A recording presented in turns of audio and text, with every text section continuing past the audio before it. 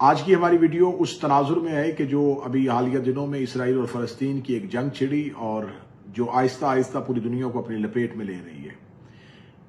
ہم آج اس کے کچھ حقائق آپ تک پہنچانا چاہیں گے کہ آخر یہ تنازع جو ہے اس کا آغاز کہاں سے ہوا اور اس کی وجوہات کیا ہے۔ حضرت ابراہیم علیہ السلام اللہ کے برگزیدہ نبی عراق میں اتارے گئے۔ حضرت ابراہیم علیہ السلام کا اصل وطن جو ہے وہ عراق ہے۔ حضرت ابراہیم علیہ السلام کی 2 شادیاں، حضرت ابراہیم علیہ السلام کی پہلی زوجہ حضرت سارہ، جن کے ہاں سے حضرت اسحاق نبی دنیا میں آئے، اور دوسری زوجہ حضرت ہاجرہ، جن کے فرزند حضرت اسماعیل ہیں اور جن کی نسل سے ہمارے آقا و مولا سرکار سید المرسلین خاتم النبیین حضرت سیدنا محمد مصطفیٰ صلی اللہ علیہ وآلہ وسلم کا ظہور اس دنیا میں ہوا۔ حضرت ابراہیم اپنی زوجہ حضرت سارہ اور اپنے فرزند حضرت اسحاق کے ساتھ عراق سے ہجرت کر کے فلسطین سکونت پذیر ہو گئے اور اپنے مسلسل آخری ایام تک آپ فلسطین میں سکونت پذیر رہے۔ جب آپ فلسطین میں پہنچتے ہیں تو فلسطین میں حضرت اسحاق کی فرزند حضرت یعقوب اور حضرت یعقوب کے پھر 12 بیٹے، اور انہی 12 بیٹوں میں سے ایک نبی جنہیں حضرت یوسف کے نام سے یاد کیا جاتا ہے۔ حضرت ابراہیم کے بیٹے حضرت اسحاق سے جتنی نسل چلی اس میں مختلف انبیاء ہے، یہ تمام کی تمام نسل ہے جو حضرت اسحاق کی نسل کہلاتی ہے۔ حضرت اسحاق کی نسل جو ہے اس نے فلسطین میں پھیلنا شروع کر دیا، اور حضرت یعقوب ہی کا نام جو ہے وہ اسرائیل ہے۔ اب اسرائیل کے بارے میں 2 مختلف قسم کی روایات ہیں۔ روضۃ الصفا اور طبری نے لکھا ہے کہ اسرائیل جو ہے وہ اسرا اور لیل سے نکالا گیا ہے۔ اس اور لیل یعنی کہ رات کے وقت حضرت یعقوب نے ایک ہجرت کی تھی جن کی وجہ سے انہیں اسرائیل کہا گیا، لیکن اس کے لیے مورخ جو ہے کاشانی جو ہے اس نے اس سے اختلاف کیا ہے، اور انہوں نے لکھا ہے کہ نہیں، اسرائیل جو ہے وہ اس سے مراد جو ہے وہ رات کا سفر نہیں ہے، بلکہ اسرا عبد کو کہتے ہیں، اور ایل جو ہے وہ خدا کو کہتے ہیں، یعنی کہ خدا کا عبد۔ اور اسی طریقے سے الشرائع میں لکھا گیا ہے کہ اسرا جو ہے وہ بندے کو کہتے ہیں، اور ایل جو ہے یعنی اللہ کا نام ہے۔ عبرانی زبان میں ایل اللہ کا نام تھا، تو اسی لیے اللہ کا بندہ یہ کہا جاتا ہے۔ آپ دیکھیں گے اسلام میں بہت سی ایسی ہستیوں کے ناموں کے ساتھ ایل کا لفظ استعمال ہوا ہے۔ جبرائیل، اسرافیل، اسرائیل، میکائیل، اللہ کے ملائکہ کے ناموں کے ساتھ لفظ ایل کا استعمال ہوتا ہے۔ یہ علیحدہ موضوع ہے کہ ایل اور ایلیا جو ہے ان کا آپس میں کیا تعلق ہے، اور ان ناموں کے ساتھ اس کا جو اشتراک ہے اس کی وجوہات کیا ہیں۔ حضرت ابراہیم علیہ السلام کی اولاد حضرت اسحاق اور حضرت اسحاق کے بیٹے حضرت یعقوب جنہیں اسرائیل کہا جاتا ہے، اور حضرت یعقوب ہی کی نسل سے حضرت یوسف۔ حضرت یوسف علیہ السلام جو ہیں وہ ہجرت کرتے ہیں، اور ہجرت کر کے جیسا کہ پورا قرآنی قصہ جو ہے جسے قرآن میں بڑی تفصیل کے ساتھ اور بلکہ ایک پوری سورت کے نام سے یاد کیا گیا ہے کہ جب جناب یوسف کو ان کے بھائی جو ہیں وہ کنویں میں پھینک دیتے ہیں، اور پھر جناب حضرت یوسف جو ہے وہ مصر تک پہنچتے ہیں اور مصر کے حکمران بنتے ہیں۔ اب جناب یوسف علیہ السلام اپنے آبائی وطن فلسطین سے مصر منتقل ہو چکے ہیں۔ جب جناب یعقوب کے دوسرے بیٹے اور جناب یوسف کے دوسرے بھائی اپنے بھائی کو ملنے کی خاطر فلسطین سے مصر کی طرف روانہ ہوتے ہیں، کنعان میں قحط پڑ جاتا ہے، اور اس قحط کی وجہ سے وہ مصر منتقل ہوتے ہیں، مصر چلے جاتے ہیں اور حضرت یوسف کو پہچان لیتے ہیں۔ اس کے بعد جناب یعقوب کی جو ایک نسل ہے وہ مصر میں پھیل رہی ہے۔ بنی اسرائیل جو ہیں یہ مصر میں مقیم ہو گئے۔ جب یہ مصر میں تھے تو مصر کے جو بادشاہ ہوتے تھے، مصر کے ہر بادشاہ کو فرعون کہا جاتا تھا۔ فرعون ایک نام نہیں تھا، فرعون ٹائٹل ہے جو بادشاہوں کا تھا۔ مصر کا ایک بادشاہ، ایک فرعون ایسا آیا جس نے بہت زیادہ ظلم بنی اسرائیل پہ کیے، اور اسے خبر ہو گئی تھی کہ ایک اللہ کا نبی آنے والا ہے، تو اس کے لیے قرآن نے بڑی تفصیل کے ساتھ اس کا ذکر کیا ہے کہ وہ بنی اسرائیل کے لڑکوں کو قتل کر دیتا تھا اور لڑکیوں کو زندہ رکھتا تھا۔ خدا نے بنی اسرائیل پر ایک نبی کو اتارا جنہیں حضرت موسیٰ علیہ السلام کہا جاتا ہے۔ حضرت موسیٰ نے فرعون کا مقابلہ کیا اور بنی اسرائیل کو فرعون کے ظلم سے نجات دلوائی، اور نجات دلوا کے انہیں چھٹکارا دلوایا۔ حضرت موسیٰ اپنی قوم کے لیے منوسلوا بھی آسمان سے اتروایا کرتے تھے، لیکن بنی اسرائیل نے اپنے نبی کی عزت نہ کی، اپنے نبی کی توقیر نہ کی، اپنے نبی کے فرامین کو نہ مانا اور اپنے نبی کی تکذیب اور توہین کے مرتکب ہوئے، جس پہ خدا نے ان پر مختلف قسم کے عذاب نازل کیے۔ بنی اسرائیل پر مختلف قسم کے عذاب آتے رہے کیونکہ یہ اللہ کے بھیجے ہوئے انبیاء کو جھٹلاتے تھے اور خدا کے بھیجے ہوئے نبیوں کی توہین اور تکذیب کرتے تھے۔ بالآخر جب یہ سلسلہ چلتا رہا تو پھر بنی اسرائیل میں سے ایک نبی جناب شموئیل ہوئے ہیں۔ جناب شموئیل نبی کے خلاف اس وقت کے کافروں کے بادشاہ جالوت جو ہے وہ جنگ کا آغاز کرتا ہے اور مسلمانوں کی طرف سے بادشاہت جو ہے وہ طالوت کو دے دی جاتی ہے۔ طالوت اور جالوت کی جنگ چھڑتی ہے۔ طالوت جو ہے وہ اعلان کرتے ہیں کہ ہے کوئی جو جالوت کو قتل کرے گا، جو جالوت کو قتل کرے گا، میں وعدہ کرتا ہوں کہ وہ میرے بعد میری آدھی سلطنت کا مالک بھی ہوگا اور میرے بعد جو ہے میں اسے اپنی بیٹی کا رشتہ بھی دوں گا۔ اب جب جناب طالوت جو ہے یہ اعلان کر دیتے ہیں تو پھر وہاں پر جناب حضرت داؤد کا تذکرہ ملتا ہے کہ حضرت داؤد علیہ السلام جو ہیں وہ جالوت کو قتل کرتے ہیں اور مسلمانوں کو نجات دلواتے ہیں۔ حضرت داؤد علیہ السلام کو وعدے کے مطابق سلطنت کا مالک بنایا جاتا ہے، سلطنت انہیں دی جاتی ہے۔ تو حضرت داؤد علیہ السلام کی بادشاہت کا اعلان ایک پتھر پر بٹھا کر ان کی تاج پوشی کی جاتی ہے۔ اسی پتھر کو تخت داؤدی کہا جاتا ہے اور اسی پتھر کو آج تھرون آف ڈیوڈ کہا جاتا ہے۔ حضرت داؤد کو جب تخت پہ بٹھا دیا جاتا ہے، تاج پوشی کر دی جاتی ہے، تو حضرت داؤد علیہ السلام جو ہے وہ ایک معبد بنواتے ہیں، اللہ کی عبادت کرنے کی ایک جگہ مقرر کرتے ہیں۔ اسی معبد کو تعمیر کرتے ہوئے حضرت داؤد اس دنیا سے چلے جاتے ہیں اور پھر حضرت داؤد کے بعد ان کے فرزند حضرت سلیمان جو ہے وہ اس تخت پر بیٹھتے ہیں، اسی پتھر پر بیٹھتے ہیں اور ان کی تاج پوشی ہوتی ہے۔ حضرت داؤد اللہ کے وہ نبی تھے جو جنہیں نبوت بھی ملی تھی اور بادشاہت بھی ملی تھی۔ اس کے بعد حضرت سلیمان بن داؤد وہ اللہ کے برگزیدہ نبی ہیں جن کے پاس ایک وقت میں اللہ کی نبوت بھی تھی اور زمین کی بادشاہت بھی تھی۔ حضرت سلیمان بن داؤد جو ہیں وہ معبد جو حضرت داؤد تعمیر کر رہے تھے اس کی تعمیر کو مکمل کرتے ہیں اور تعمیر کو مکمل کرنے کے بعد اس پتھر کو، تھرون آف ڈیوڈ کو، اسی تخت داؤدی کو، اس پتھر کو اس معبد میں رکھ دیا جاتا ہے اور اسی معبد میں رکھنے کے ساتھ ساتھ حضرت سلیمان کے پاس وہ تابوت جسے تابوت سکینہ کہا جاتا ہے، جس کے ذریعے سے خدا نے طالوت کو فتح دی تھی اور طالوت کے لشکر کو فتح یاب کیا تھا، جس میں حضرت موسیٰ علیہ السلام کے وہ تبرکات، حضرت موسیٰ علیہ السلام کا پیراہن اور انبیاء کے وہ تبرکات تھے۔ یہ تابوت سکینہ کیا ہے، اس کی ایک یا دو جملوں میں وضاحت کر دوں۔ یہ وہ تابوت سکینہ، وہ صندوق، وہ باکس تھا جس پہ حضرت موسیٰ کی ماں نے حضرت موسیٰ کو رکھ کے دریا میں بہایا تھا۔ اس کے لیے روایات کہتی ہیں کہ اس کی جو لکڑی تھی صندوق کی وہ بھی خدا نے جنت سے اتاری تھی اور اسی تابوت کے اندر حضرت موسیٰ ان تمام تختیوں کو رکھتے تھے جن پہ لکھی ہوئی خدا کی صحائف جو ہیں وہ ان پر نازل ہوتے تھے۔ ان تختیوں کو، ان لوحوں کو حضرت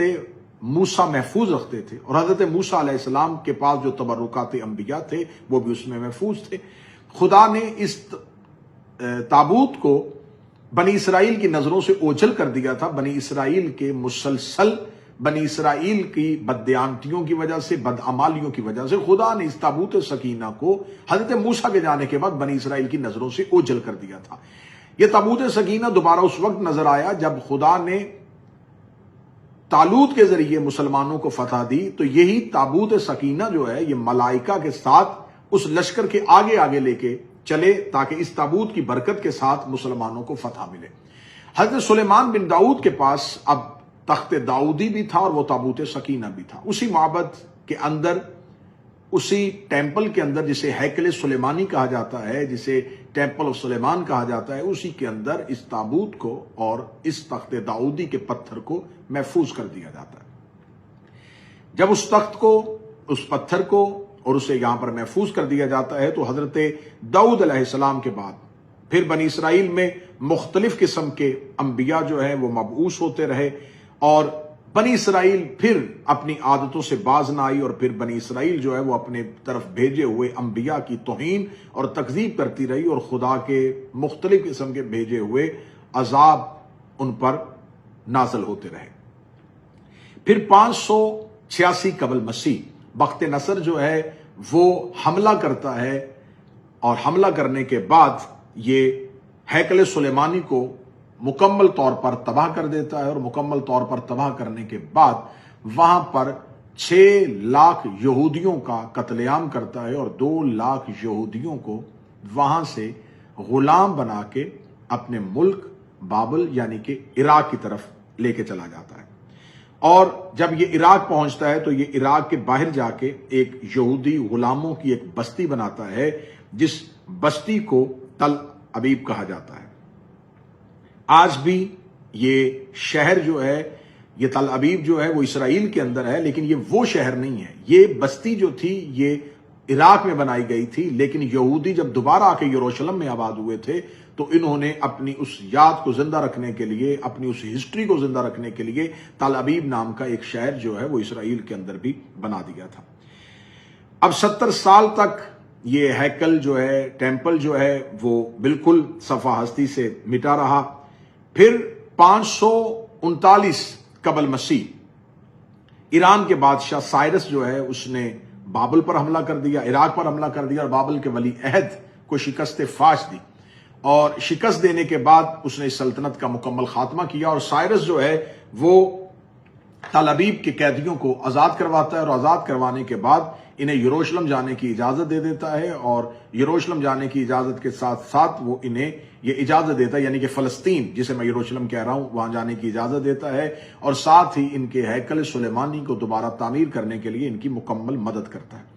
चुनाचा इसी हैकल सुलेमानी की दूसरी तमीर जो है वो 537 कबल मसीह में शुरू हो गई, लेकिन तामीर का काम सर अंजाम देने वालों को मकामी इलाकाई मुखालिफतों का सामना करना पड़ा, जिसकी वजह से तामीर जो है वो वक्ती तौर पर रुक गई। दारा अव्वल के दौरे हुकूमत तक इस पे मुख्तलिफ किस्म की मुदाखलत होती रही। उसकी हुक्मरानी के दूसरे दौर में हज़रत ज़करिया अलैहिस्सलाम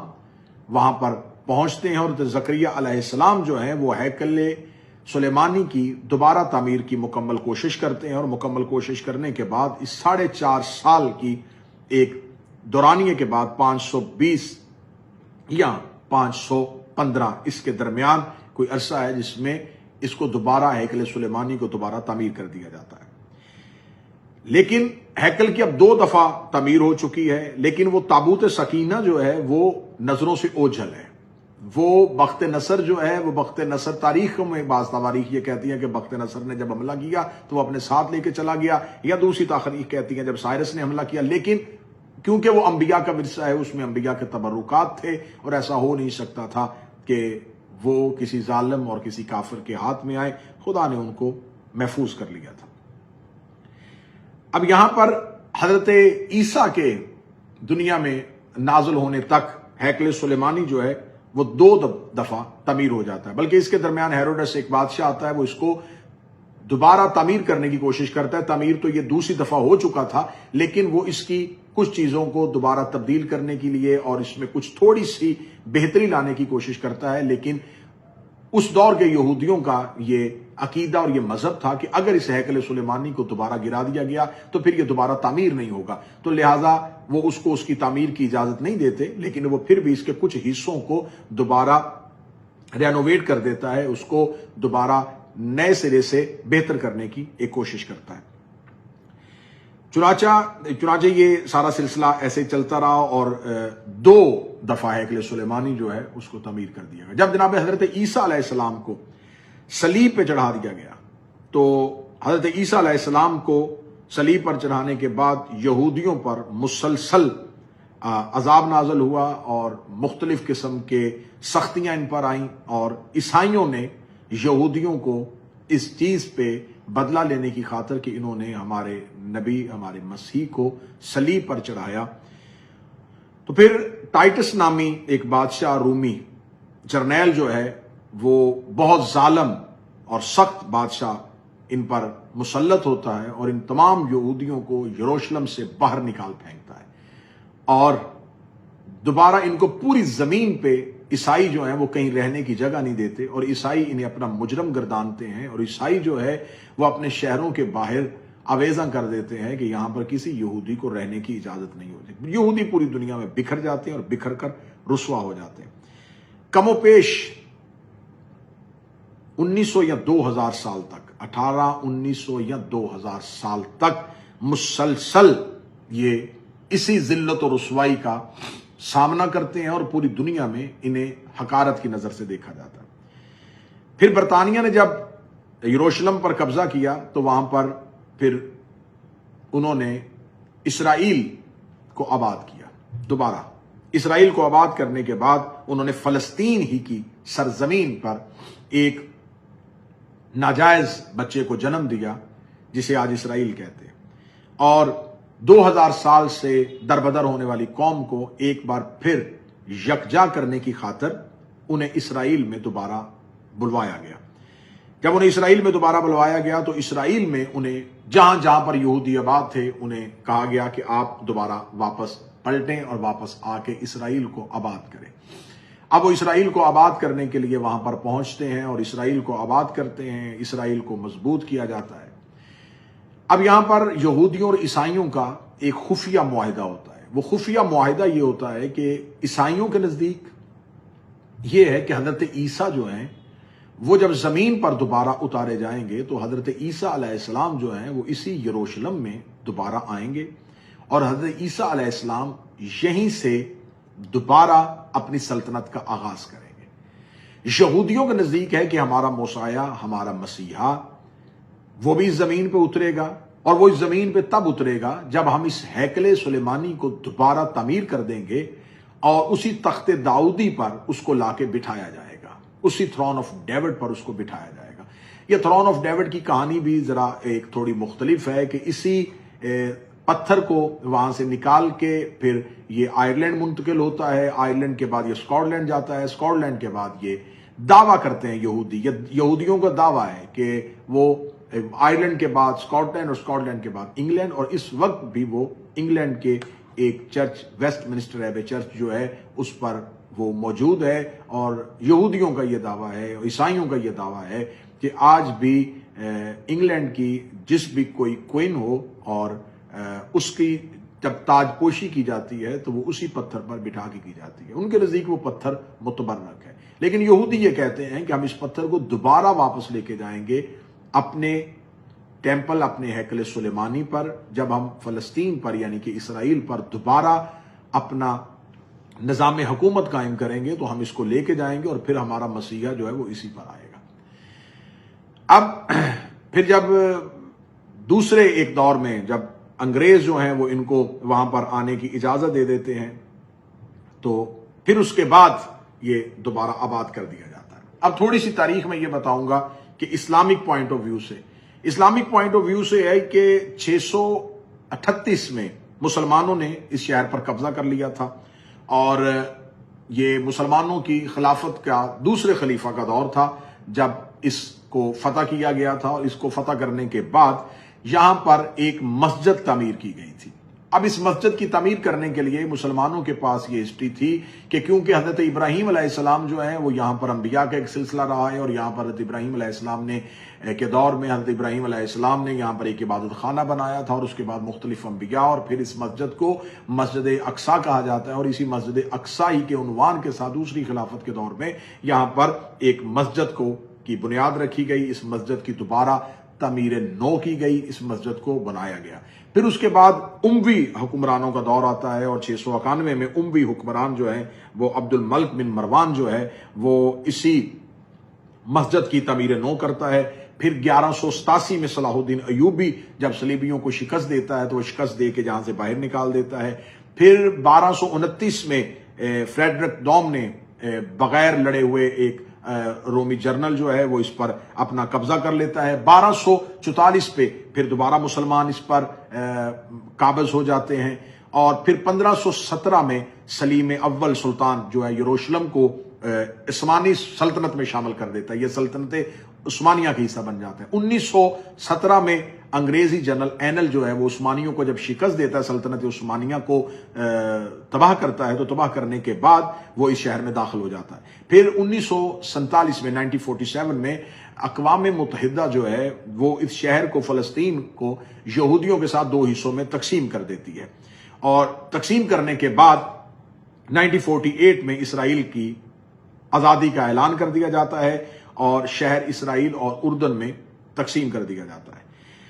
اب یہ سارا سلسلہ میں نے اسلامک پوائنٹ آف ویو سے بھی پڑھا اور ہسٹری کے پوائنٹ آف ویو سے بھی پڑھا۔ اب یہاں پر اس وقت جو جنگ چل رہی ہے، اس جنگ کے ساتھ 3 طرح کے مذہب جو ہیں وہ انوالو ہو چکے ہیں، عیسائی، یہودی اور مسلمان۔ یہ 3 ہی مذہب ہیں جو اس زمین پر قائم ہیں۔ یہودی یہ کہتے ہیں کہ ہمارا مسیحا جو ہے وہ وہیں پہ آئے گا، اور ان کی جو مذہبی اس کے ساتھ ایک محبت ہے، ایک عقیدت ہے، وہ یہ کہتے ہیں کہ یہ ہیکل سلیمانی جو ہے جس کو گرا دیا گیا، اس کی ایک دیوار کا ایک حصہ آج بھی موجود ہے، جسے دیوار گریا کہا جاتا ہے۔ آج بھی یہودی وہاں جاتے ہیں، اس دیوار کے ساتھ سر لگا کے روتے ہیں، معافی مانگتے ہیں کہ ہم سے بہت غلطیاں ہوئی، ہم اپنے گناہوں سے شرمندہ ہیں، ہماری غلطیوں کی وجہ سے یہ سارا نظام حکومت ہمارے ہاتھ سے چلا گیا اور یہ تخت ہمارے ہاتھ سے چلا گیا۔ اب ان کا یہ کہنا ہے کہ ہم دوبارہ جب ہیکل سلیمانی کو دوبارہ اس کو بنائیں گے، اس ٹیمپل کو دوبارہ تعمیر کر لیں گے، دوبارہ تعمیر کرنے کے بعد پوری دنیا کے یہودیوں کو یہاں لا کے آباد کیا جائے گا، اور یہاں پر آ کے ہمارا مسیحا جو ہے وہ اسی تخت داؤدی، اسی تھرون آف ڈیوڈ کے اوپر بیٹھے گا، اور بیٹھنے کے بعد پھر پوری دنیا میں یہودیت کا راج ہو جائے گا۔ اب جسے وہ مسیحا کہتے ہیں، مذہب اسلام میں اسے دجال کہتے ہیں، مذہب اسلام میں اس کا نام دجال ہے۔ عیسائی کہتے ہیں کہ ہمارے نبی، ہمارا مسیح، یعنی کہ وہ ہمارا اپنا نبی تو نہیں کہتے، ہم اسے نبی کہتے ہیں، وہ معاذ اللہ اسے ابن اللہ کہتے ہیں، خدا کہتے ہیں، کہ وہ وہاں پر آئیں گے اور وہ وہاں سے آ کے اپنی سلطنت کا آغاز کریں گے، اور پھر پوری دنیا میں عیسائیت کا راج ہو جائے گا۔ مسلمانوں کا اور بالخصوص مذہب جعفریہ کا پوائنٹ آف ویو ہے کہ ہمارے آخری آقا و مولا، ہمارے صاحب العصر تشریف لائیں گے، اور تشریف لانے کے ساتھ ان کے ساتھ جو انبیاء آئیں گے، انہی انبیاء میں حضرت عیسیٰ بھی ہوں گے، اور ان کا مقابلہ دجال کے ساتھ ہوگا۔ اب وہ دجال وہ ہے جسے آج یہودی اپنا مسیحا کہتے ہیں۔ آج پوری دنیا کی نظریں اسی ٹیمپل کے اوپر چلی گئی ہیں، پوری دنیا کی نظریں اسی مسجد اقصیٰ کے اوپر چلی گئی ہیں، اور پوری دنیا کی نظریں اور نگاہیں وہاں پر مرکوز ہو چکی ہیں۔ اب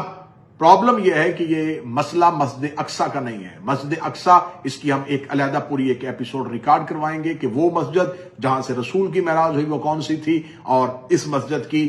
تاریخی حیثیت کیا ہے۔ لیکن بالآخر یہ انبیاء کے اترنے کی جگہ ہے، بالآخر یہ نبیوں کی جگہ ہے۔ حضرت سلیمان ہمارے نبی تھے، حضرت داؤد ہمارے نبی تھے۔ اس کے بعد بنی اسرائیل جو ہے، جس طرح انہوں نے اپنے انبیاء کی توہین اور تکذیب کی تھی، اب وہ چاہتے ہیں کہ دوبارہ ہم ایک دفعہ زمین پر اپنی بادشاہت کو قائم کریں دجال کے ذریعے سے، جسے وہ دجال اپنا مسیحا کہتے ہیں، اسے ہی ہم کہتے ہیں جس سے سرکار ولی العصر